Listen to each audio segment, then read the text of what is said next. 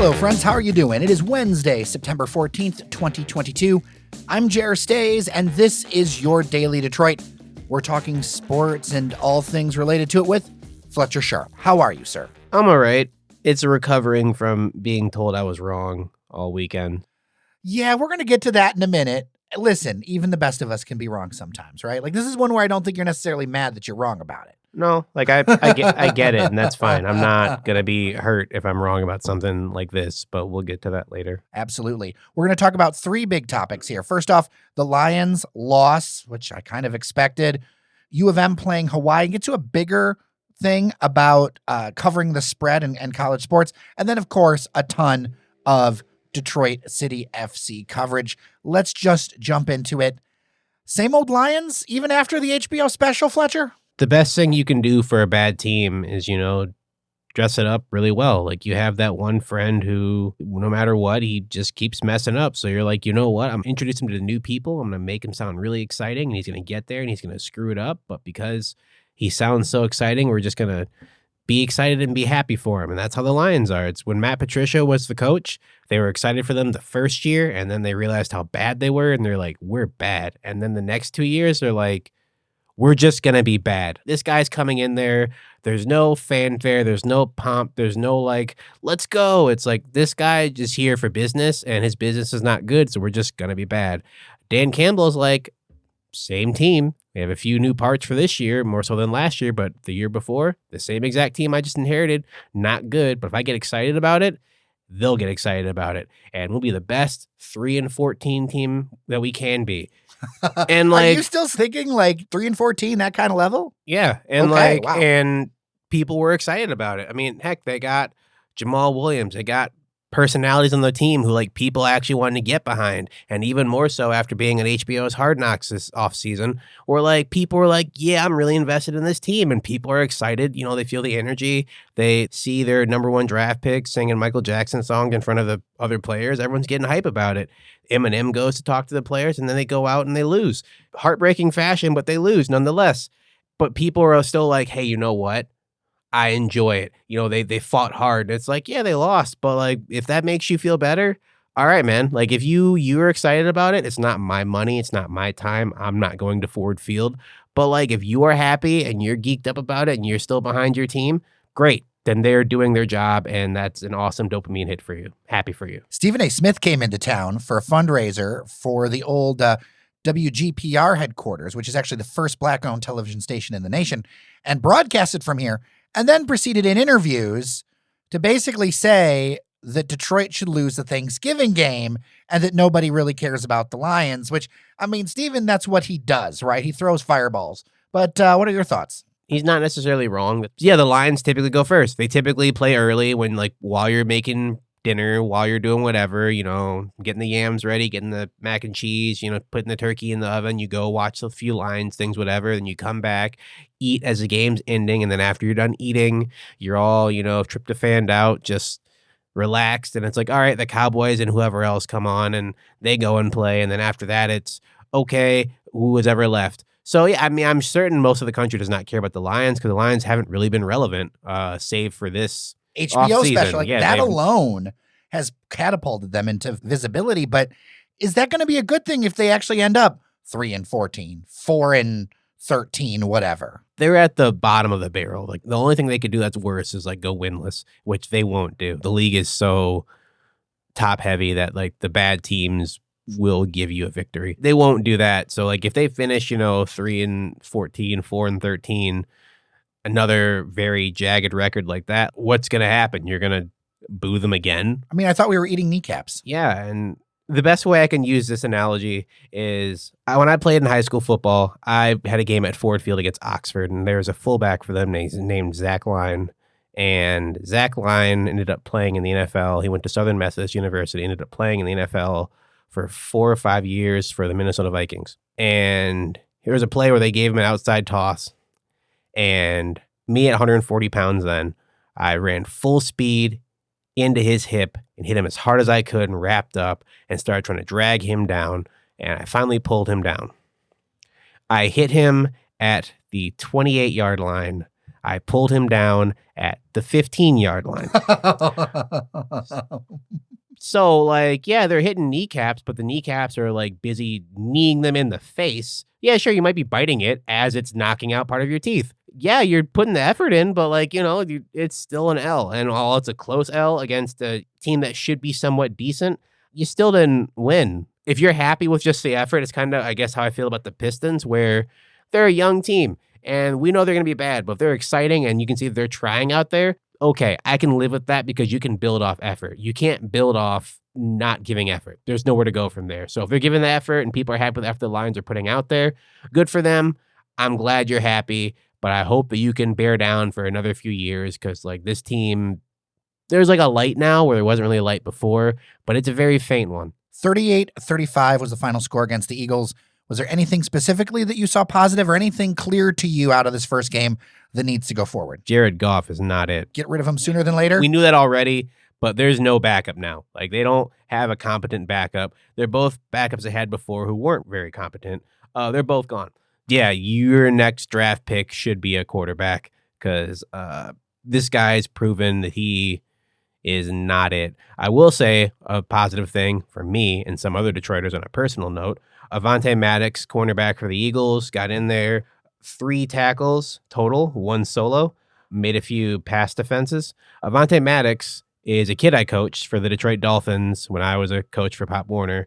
So to see him in the NFL, and it's like 3rd or 4th year, I'm really proud of him because I know he busted his hump to get to Pittsburgh, play hard there, and get it in the pros. So to see him still be around and get a chance to come back, he got a nice little bit of the cheer from a small section of people at the game. So to see him there, very much a pro. I'm very, very happy for him. I'm very proud of him. So for me, that's a nice little ray of sunshine there. But for the Lions, Swift had a good game, which is nice to see.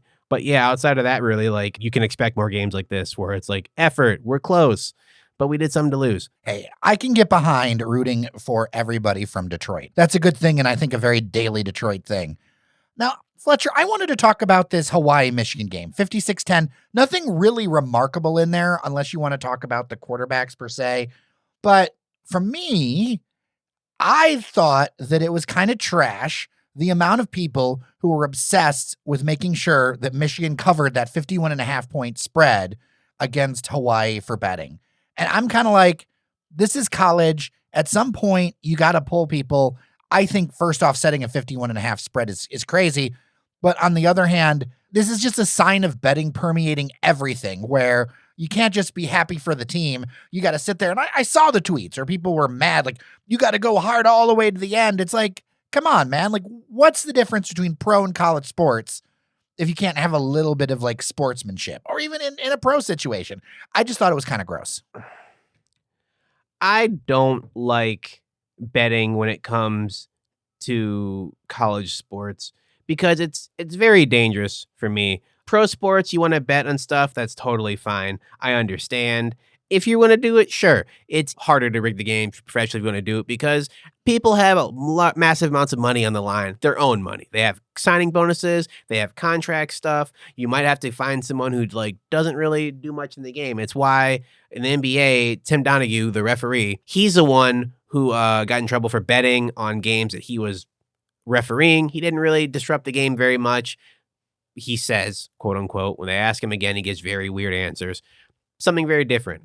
But college sports to me is very dangerous to set stuff like that because even with NIL deals, kids, getting a little bit of money, there are still some kids who aren't getting money, who know they're not going to be a pro athlete, who are just doing this, at the apex of their athletic peak.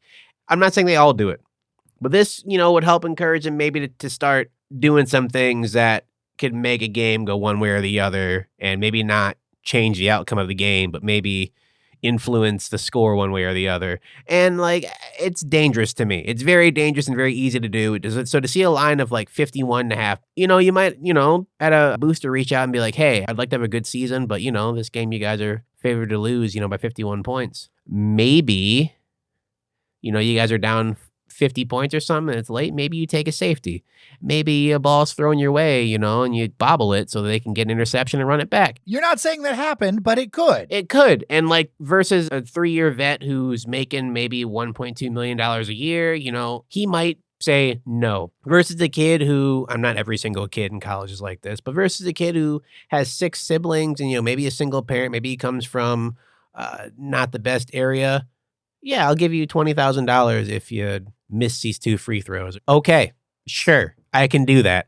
It makes the game dangerous. So to see people betting on college sports always makes me very uncomfortable. And I don't mean like betting like, oh, we're doing a bracket or something. Whatever, that's for fun. Some people put money in that because they need to, but that's different than like saying, I bet Kentucky's going to beat Arkansas by 45 points in college basketball. And it's like, well, now Vegas puts huge odds on that. And now there's a bunch of money in that game. And now it becomes uber important for like the 3rd game of the season. And a 3rd game or a 1st game of the season, in my opinion, Fletcher, shouldn't exist. Now, I know you're going to tell me reasons why. And obviously you're smarter than me with this stuff, but I think it is stupid that Michigan played Hawaii. It is stupid that Michigan State played Akron.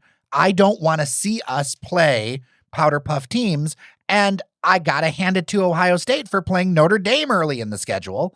But I don't want to see that. I want to see us play top teams. I think there are far too many teams in Division I football that do not need to be there. We do not need to be playing Hawaii. We should have a stronger schedule that's actually more entertaining.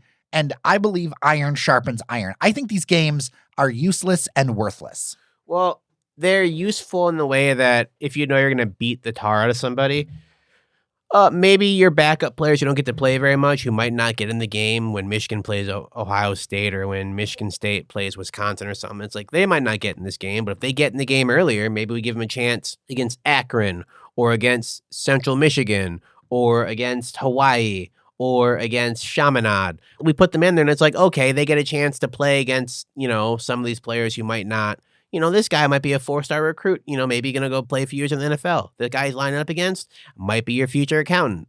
But we get him a chance to get in there and get a chance to play and, just get his feet wet. So it helps in that regard. In terms of sharpening iron, I agree wholeheartedly. Unfortunately, for college football, it rewards you for being undefeated more so than it rewards you for strength of schedule. It's why sometimes you see mid-major schools, like when Cincinnati went 12-0 and got into the playoffs and got absolutely spanked. And then Central Florida did something very similar. They didn't get to the playoffs, but they went undefeated but didn't qualify because their strength of schedule was not as good as a 2-loss SEC team. They reward you for being undefeated more so than a strength of schedule. So you might see teams like Ohio State or Michigan State play a really bad team so they can beat them 70-80-0. I know when I played college football on my Xbox, and it's like you got to build your schedule when you have Dynasty mode. It's like, all right, well, I'll schedule 2 easy games and 1 hard game just so I can show that I'm a Heisman candidate who threw for 12 touchdowns in 1 game and then I beat a good team. It helps build resumes for your team and for some of your spotlight players. College basketball, on the other hand, rewards you very much more for strength of schedule. It's why you see Michigan State, Tom Izzo, very well known for his early season schedule where he will schedule some really tough teams. They've played Duke like 4 years in a row during the first week. They're playing Gonzaga this year. They're going to another tournament in the islands to play against a few other teams, which people think, oh, going to the islands seems fun. But like, that's distractions. A friend of mine played basketball for Michigan. He's like, while it was fun to go to Hawaii for this tournament, it was hard because you want to go to the beach and have fun. And we're there for a week long for a tournament. So your fun time is literally like an hour or 2, and it's after 2 or so practices. So you're tired. You don't even really care. It's like, cool, the sand's here. I'm going to sleep.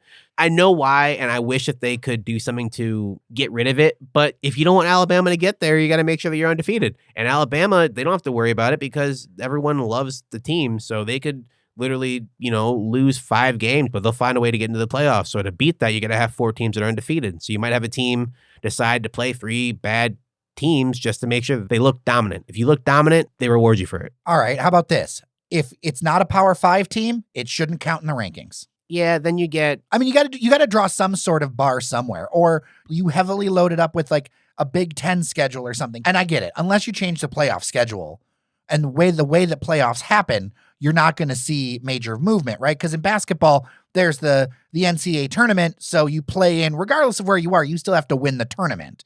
That's harder to do in football. But I just think that it's kind of embarrassing to play these powder puff schools. The double-edged sword is if you're going to say it shouldn't count, then if they lose, it also shouldn't count. Agreed. Well, Akron's never going to be in like the contention for anything. The flip side is when Michigan played Appalachian State and lost, and everyone like lost their collective minds to let us know like, oh, Brady Hoke is not good. We lost to a D2 school. Now Appalachian State is a D1 FBS school.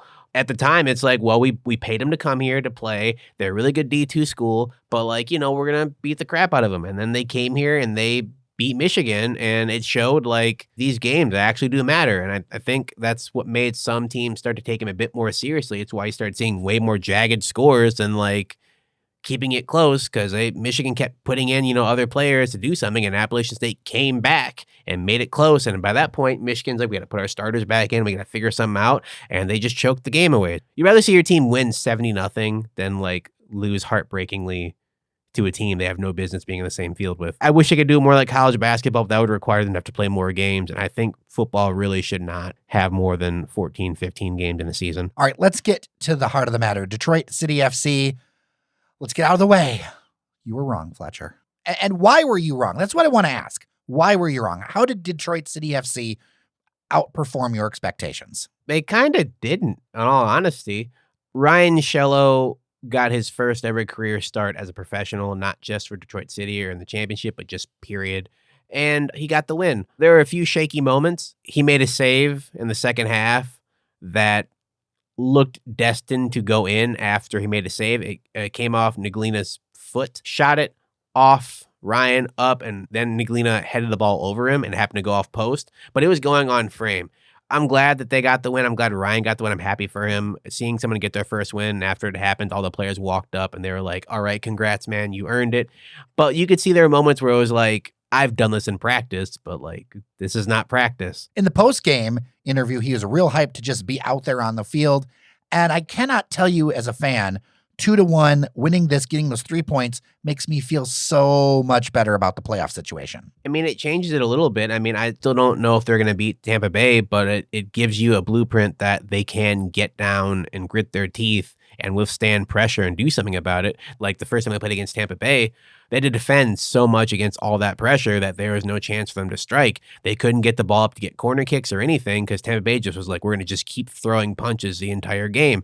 And that was Colorado Springs' thing. The problem was for them is Detroit struck off a set piece. Corner kick comes in, Matt Lewis gets the ball deflected in towards the middle of the box, and Maxi's there to tap it in. And that goal right there changed everything because it was right before halftime.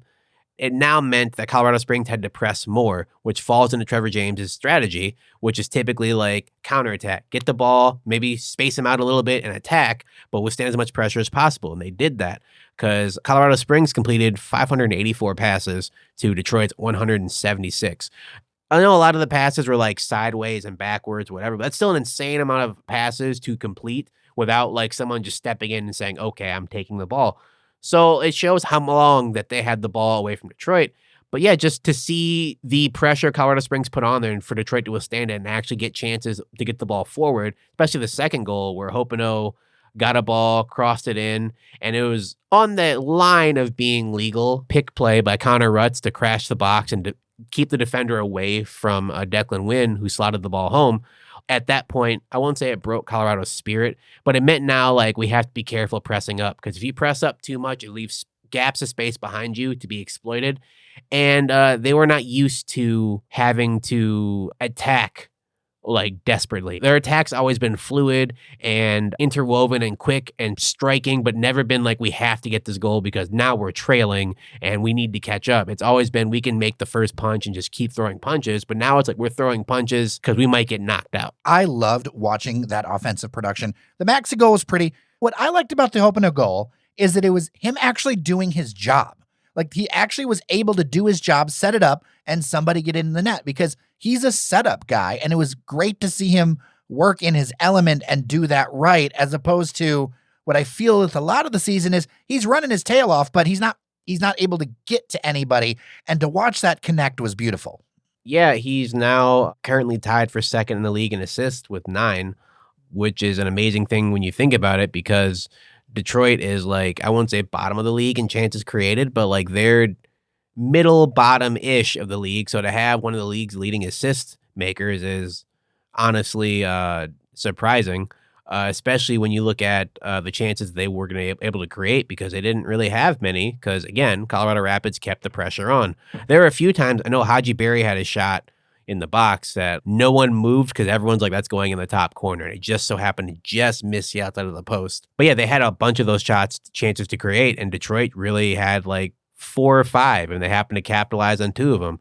My player of the match is someone that a few people spoke about, but I had to give him props for the way he did it. Yazid Matthews, because stat-wise didn't really show much. He picked up a yellow card for not the best challenge, but that's because he was working his tail off. I think he probably ran the most out of anybody, but as someone who plays forward in soccer, I hate tracking back defensively. I hate it with all of my core. If we're on a breakaway and I make a mistake and like the ball's going the other way now, I'm going to not run back after it unless it's like the last minute of the game and we need to make sure we save our win, save our tie or whatever. Maybe I'll go back and help defensively. But otherwise, no, I'm not doing that. And Yazid was the entire game hustling backwards, making tackles. There was one play he even hit a bicycle kick in his own box to clear a ball out. Like, he was moving the entire game. And to see that effort from your forward, who might not be scoring goals, but he's doing that's like the mark of a total player for your team. If you're there to score goals, score goals. If you're not scoring goals, if you're doing other stuff to create spots, that's how you earn your spot in the starting 11. And for that game, he definitely earned it. Silver lining watching that match for me was Yazid, and I agree. And here's my thought around that. What if it's actually a good thing that he sat for so long, but knew the system, and he came in ready to go, plugged in, much better than a trade or something, because he's been with the team the whole time, and yet you turn him on at near the end of the season, and guess what? He's already plugged into what you need to do, but he also has fresh legs and talent. It's helpful. It's kind of like a free agent signing, even though it's technically not, because he's been with the team the entire time. It's like you're getting a new player, although he's not a new player, especially because he's played in this system before. Like, Yazid has been with the team for some time, so he knows Trevor James' system. It's just you get him now, and other people might not know him, but we know him, so we know what he can do. It's the small things. It's things that aren't going to show up as a stat. The one stat that did show up that lets you know how much he was hustling, he challenged the most duels in the game and won the most duels in the game. And a duel is essentially when 2 people go for a 50-50 ball, who comes out with it. And 8 or 9 times in the game, he went for a ball with somebody and he got the ball and won it away from them. And for me, that's an amazing stat to show effort. That shows if you have a player who's not getting stuck in duels, they're not trying to go after the ball. If he's going after the ball 8, 9, 10 times with other people in the way to take it from them, it shows he is hustling. That's supposed to be a midfielder stat. If your forward's leading you in duels, got to talk to midfielders about defending, but also it means that guy is moving, and that's an amazing thing, and they needed it, especially at a game at high altitude, 6,000 odd feet in the air above sea level. It's hard. Like Trevor James said, they couldn't press as much because pressing in conditions like that will tire you out, and that's how you get beat. That's how Colorado Springs beats people at home, is they pressure them into making mistakes. Teams got to try to play catch up, and as a result of trying to play catch up, you get tired, and then they just start beating you over the head. Detroit played stout defensively, as they have all season, did not really give him any chances till the end, where their 6'4", like human skyscraper happened to jump everyone and head the ball into the net. Can't do much about that. That's literally just genetics. They played well, and like, it gives some hope for when they see Tampa Bay again, because they played Tampa Bay the first time, withstood a bunch of pressure, figured out a game plan against teams like that, and hopefully this weekend can do something about that. I won't say that game will be a loss now, especially because they should be stronger with Nate coming back. No disrespect to Ryan, but Nate was the goalkeeper of the year in the league mid-season. You kind of have to rank him a bit higher.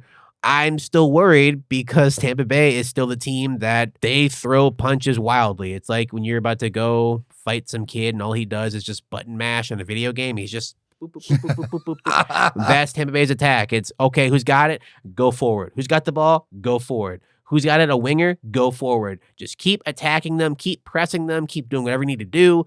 Either we're going to score a goal, or we're going to get a yellow card, or we're going to do something that's going to create pressure to make them have to, instead of attacking us, go into a defensive shell. So the way that you counter that is kind of the way they played against Colorado Springs, is you just maintain your shape, and when you get your chances, take them and be clinical. That's been Detroit's biggest problem, is when it's time to be clinical, they miss. They lead the league in, big chance misses. So don't do that, and teams won't be able to pressure you as much because they have to now worry about you getting back and countering. That's, I guess, my game plan for this weekend is if Detroit can counter well like they did against Colorado Springs, they should leave with a point at the very least. If not, then it could get ugly, and we don't want that. What's interesting is that if they win against Tampa Bay, they might help cement who would they be playing in the playoffs, because right now they'd be playing Memphis, but Tampa Bay is only a point behind Memphis in that second, third, fourth round, where you've got 55 points for Memphis, 54 points for Tampa Bay, 52 points for Pittsburgh, and 51 points for Birmingham. You kind of have like a close race there. It's still very uncertain to me who we're going to be playing. Yeah, I mean, everyone north of Birmingham's locked in the playoffs. So Tampa Bay, Louisville City, Birmingham, Pittsburgh, they're all in. They're fine.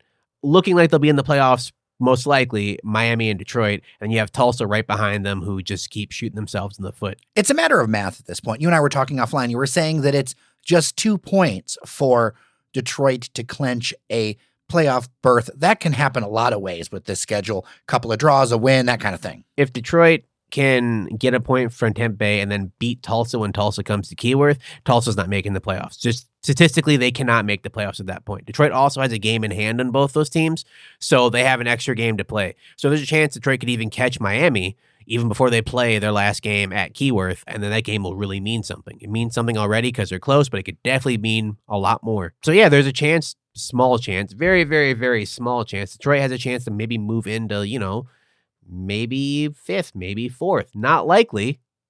I wouldn't, get the home playoff game. Sixth will be an accomplishment at this point. Yes. To be real. Seventh is still an accomplishment because a lot of people didn't see them making the playoffs. I think my highest point for them was sixth. I said maybe they finished sixth. If I'm being, very, very positive. Some people were like second, third, fourth. No.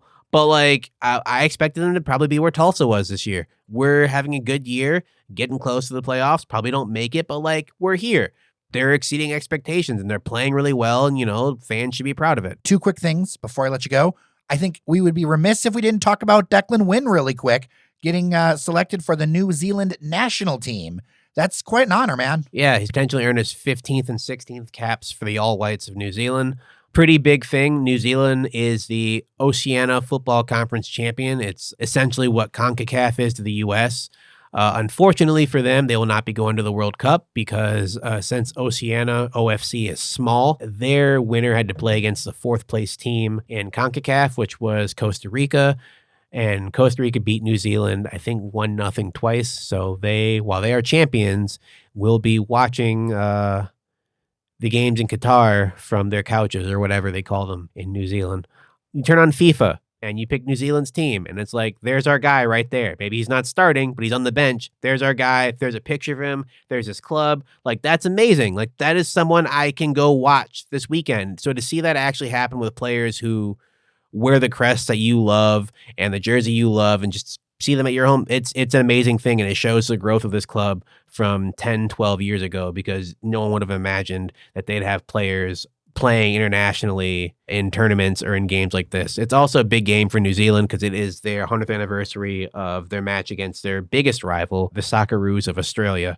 So, yeah, it should be a fun match to watch. Unfortunately, it means Declan's going to be out at least until October 1st. I'm sure it'll give him some days to rest after getting back. So October 1st, they head to Loudoun United to play. So against the Rowdies coming up and a few more games, they're going to be missing him on the left wing, but they'll be cheering him on because it's a very big thing to represent your country if that's something that matters to you, and I'm sure it does to him. Well, and it does. I mean, he's done it before. He represented New Zealand back in 2018, where he appeared in 5 and started 4 World Cup qualifying matches, which is a reminder that he's been around a minute. He's earned 14 caps. Caps are when you actually enter the field of play for your national team. You can get called up many times, but if you don't actually enter the field of play, it doesn't technically count, I guess, in the book. But 14 caps means he's played. He's been a starter, played in World Cup qualifying matches, so it means that they trust him enough in really important times because you don't just call up people to just say, congrats, get out of here. Those are for friendlies. World Cup qualifying, other international tournament qualifying matches, it means we want this game, we need it, we put faith in you, go out there and do something for us. So again, happy for him, and hopefully he goes on to represent the city well. Before I let you go, Got this in the inbox a little bit. A couple questions around this. September 23rd is the USL Championship roster freeze date. If fans did not know, do you expect anything to change? No. This is really close to the end of the season. Unless someone gets hurt or something happens where a player is unable to play, whether it's personal reason, whether it's an injury, whether it's paternal leave, whether it's something else, I foresee this schedule being exactly who it is. If you're hoping that they sign some mystery striker, or that if Cyrus Sadie comes out of wherever he is to play, or that they make a trade for another player to try to boost him up, that I don't see that happening anytime soon. You should get familiar with who's on the roster now and just be ready to brave the playoff storm with them. Before we go, there's one thing I want to mention about this weekend after the game this Saturday. This Sunday and the following Sunday, the Detroit Neighborhood Softball League, the playoffs have started. It's similar to the Detroit City Football League as teams take on neighborhoods. A lot less teams. I think we have 13, 14 teams this season. But it's a fun time if you want to get to Belle Isle and watch people play softball and hit the ball hard and just, I don't know, have a beer or what have you. If you choose to do so responsibly, because they very much mean that. Come on out and, support your neighborhood. There's Midtown, there's Corktown, there's the Hammers of Hamtramck, there's Cafe Con Leche, there is Woodbridge, Woodward, the East Side as a team. Just very much a bunch of people who are out there to try. Some teams are very good, some teams are not. But we're not out there to get paid. You can tell me that as I try to throw a knuckleball from the pitching mound. But yeah, it's for fun. So if you're free after watching Detroit, hopefully get some points Saturday, come on out this Sunday between 1 and 5, and then next Sunday between 1 and 5 for the championship. Well, Fletcher, I'm looking forward to seeing you 7:30 at Keyworth this Saturday against Tampa Bay. Yep, a little bit worried, but it still should be a good match if you are impartial. And if you are partial to Detroit, you hope that they repeat their last performance.